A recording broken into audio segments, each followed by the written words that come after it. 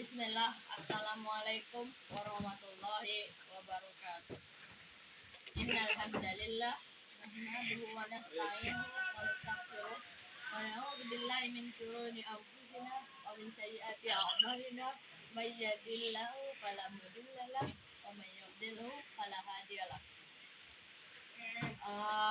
Pada kesempatan kali ini saya akan menceritakan syarat-syarat diterimanya ibadah. Pertama, sebelum kita masuk ke dalam topik kita, saya jelaskan dulu apa yang dimaksud dengan ibadah.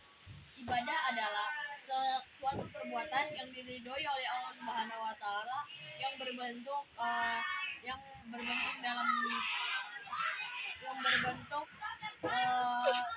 terlihat maupun yang tidak terlihat.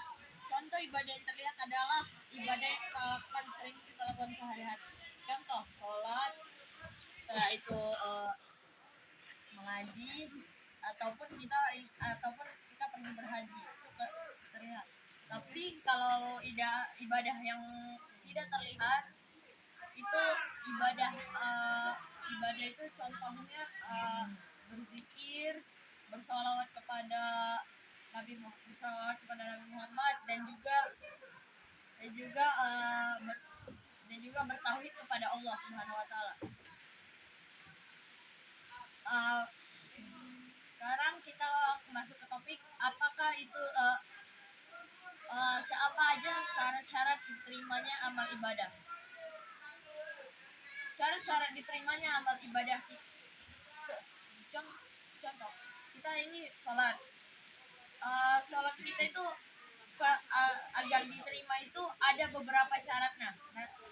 Syarat yang pertama agar seluruh ibadah kita diterima, bukan cuma sholat, itu adalah yang pertama itu mutabaah atau sesuai anjuran Nabi Muhammad SAW.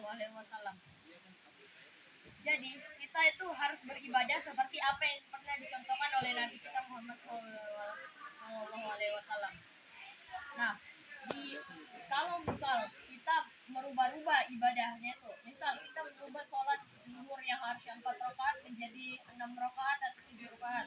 Nah, itu kita udah termasuk orang yang tidak melakukan mutaba'ah Rasul, atau kita bisa disebut orang yang menebar bid'ah.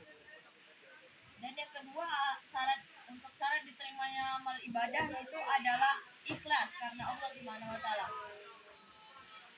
Apakah kita pernah membayangkan waktu kita sholat itu kita ikhlas, tapi ketika kita sudah mendapatkan pujian dari orang lain, nah di saat itulah kita merubah niat kita. Nah itu bisa menjadi salah satu puncak dari ketidak diterimaannya ilmu yang kita pernah dapatkan. Jadi kita itu harus ikhlas walaupun mereka ada orang yang memuji kalian, kita harus tetap ikhlas karena Allah Subhanahu wa taala, bukan karena pujian. Mungkin segini saja dari saya, kurang lebihnya mohon maaf.